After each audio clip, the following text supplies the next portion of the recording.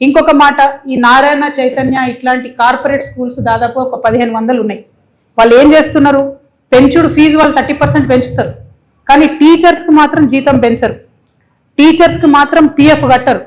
Private పాఠశాలలలో వేల మంది యువతి యువకులు పనిచేస్తూ ఉన్నారు. వాళ్ళ జీవితాలు దుర్భరంగా ఉన్నాయి. 15,000కి ఇస్తున్నారు జీతం, అంతకుమించి ఒక రూపాయి ఇయ్యరు, పిఎఫ్ కట్టరు. ఇంకా ఘోరం ఏంటంటే ఈ ప్రభుత్వాన్ని ఇలా కొత్తగా మేము ఆనాడు డిమాండ్ చేస్తే ఫుడ్ సెక్యూరిటీ కోసం ఒక టాస్క్ ఫోర్స్ వేసిరు. ఆ టాస్క్ ఫోర్స్ నేను డిమాండ్ చేస్తున్నా, go to any college, go to Narayana Chaitanya Allen బిలని కొత్తగా వచ్చినవి 10,000 మంది విద్యార్థులకు ఒక్క దగ్గర వంట చేస్తున్నారు వాళ్ళు. అంటే చిన్నగా పాయిజనింగ్ అయితే ఫుడ్ పాయిజనింగ్ ఒక్క డేలో 10,000 మంది పిల్లలకు ఎఫెక్ట్ అవుతుంది. నేను అడుగుతా ఉన్నా ఈ ప్రభుత్వాన్ని, కనీసం ఎప్పుడన్నా ఒక్కసారి పోయి ఆ ఫుడ్ శాంపుల్ చేసిరా మీరు?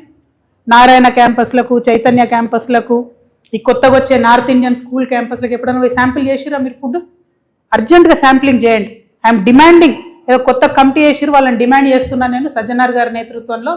Please check the quality of food in these corporate schools and colleges. వారి దోపిడీ దారుణంగా ఉన్నది. చెప్పే చదువు శారుడు బల్పాలు దోషుడు అన్నట్టు, పైసలు ఎక్కువ ఉన్నాయి, చదువు తక్కువ ఉంది. 1,50,000 మంది ఒక ఇన్స్టిట్యూట్లో ఉంటే ఒక 100 మందికి ర్యాంక్స్ వస్తాయి. ఆ 100 మందిని చూసి మనం ఆగమాగం అయిపోయి పేరెంట్స్ అందరం కూడా అందులో చేర్పిస్తున్నటువంటి పరిస్థితి ఉన్నది. కానీ దీన్ని ప్రభుత్వం సీరియస్గా తీసుకోవాలి.